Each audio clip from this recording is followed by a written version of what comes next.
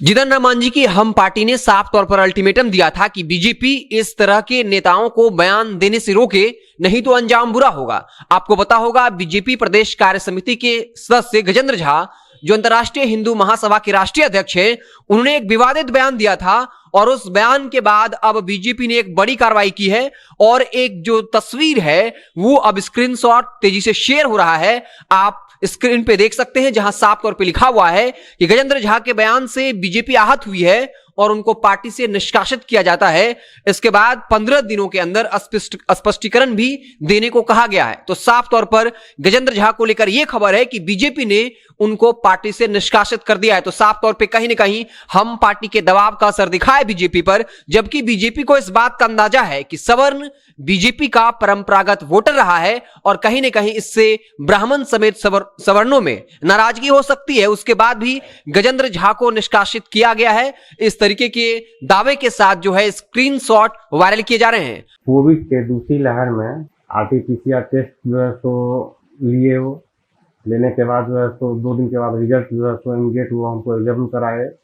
Result में हम positive पाए गए। पॉजिटिव रिजल्ट होने के बाद जो है तो सबसे बड़ी समस्या ये हुई कि अब हम इसका ट्रीटमेंट कहाँ से कराएं। ये सबसे परेशानी वाली बात यही हुई। उसके बाद हनुमान जी से हम इस पर कंसल्ट किए, बातचीत होने के बाद जो है तो उन्होंने हर एक तरह से सपोर्ट करना शुरू किया। हनुमान ऐप को डाउनलोड करें और इसका बेनिफिट आप उठाएं। और गजेंद्र झा ने जनता जंक्शन को दिए टेलीफोनिक इंटरव्यू में साफ तौर पे कह दिया कि वो अब भी अपने बयान पर अटल हैं, अडिग हैं। अगर जीतन राम मांझी इसी तरीके से ब्राह्मण समाज को गाली देते रहेंगे, हमारे धर्म पर आवाज उठाते रहेंगे, तो हम अपने बयान पर अडिग हैं। जब तक जीतन राम मांझी सार्वजनिक तौर पर माफी नहीं मांगते हैं और ये नहीं कहते कि वो अगली बार से कुछ भी ऐसा नहीं कहेंगे जो हिंदू धर्म को मानने वाले लोगों के लिए मतलब तकलीफ देने वाला होता है, तब तक वो भी अब जो है अपने बात से नहीं हटेंगे। तो साफ तौर पर गजेंद्र झा को लेकर बिहार की सियासत गर्म हो गई है।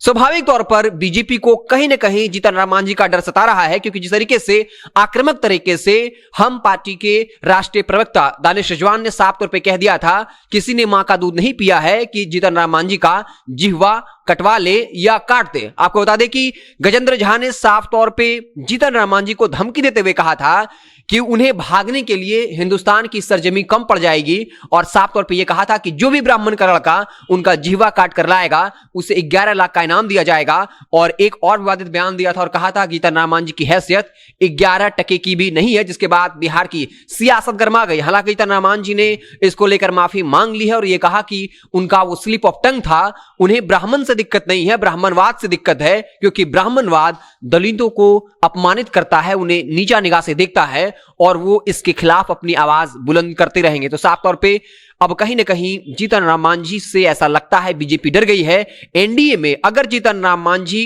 एनडीए का समर्थन छोड़ देते हैं तो एनडीए की सरकार पर कहीं ना कहीं कह सकते हैं वो डवाडोली स्थिति में आ सकती है। आपको बता दें कि हालिया दिनों में जीतन राम मांझी जिस तरीके से बयान दे रहे हैं उससे एनडीए की तकलीफें जो है उसकी बेचैनी बढ़ रही है। आपको बता दें कि एक तरफ जहां वो तेजस्वी यादव के बारे में कहते हैं वो गंभीर नेता है, उनके बेरोजगार रैली को समर्थन देते हैं, कहते हैं कि बिहार में बेरोजगारी विकराल रूप धारण कर चुका है। वहीं सीएम नीतीश के समाज सुधार अभियान को लेकर एक बयान देते हैं और कहते हैं कि जब सीएम नीतीश जमीन पर जाएंगे तब उनको शराबबंदी का ग्राउंड का रियलिटी पता चल जाएगा। तो साफ तौर पर अगर जीतन राम मांझी इस तरह के सवाल उठाएंगे तो एनडीए के लिए परेशानी बढ़नी तय है। और खासकर अब गजेंद्र झा को लेकर बिहार की सियासत गर्म हो गई है।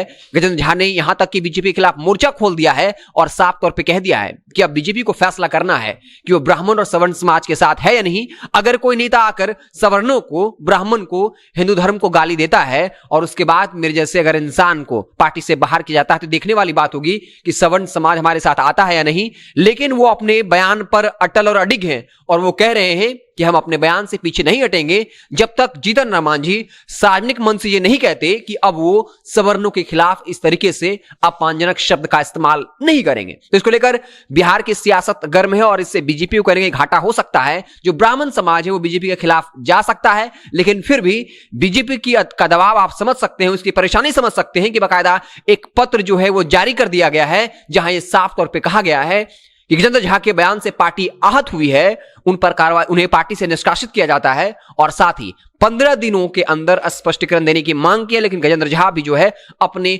बयान पर अडिग हैं और कह रहे हैं कि वो अपने बयान से पीछे नहीं हटेंगे, भले ही पार्टी उन्हें बाहर का रास्ता क्यों न दिखा दे। बता दें कि गजेंद्र झा जो अंतर्राष्ट्रीय हिंदू महासभा के राष्ट्रीय अध्यक्ष हैं, बिहार भाजपा प्रदेश कार्य समिति के सदस्य भी हैं। तो अब साफ तौर पर देखना है कि क्या गजेंद्र झा को वाकई में बीजेपी पार्टी से निष्कासित कर देती है, और जब निष्कासित करती है उसके बाद बिहार की सियासत किस तरफ रुख करती है, हमारी नजर बनी रहेंगी।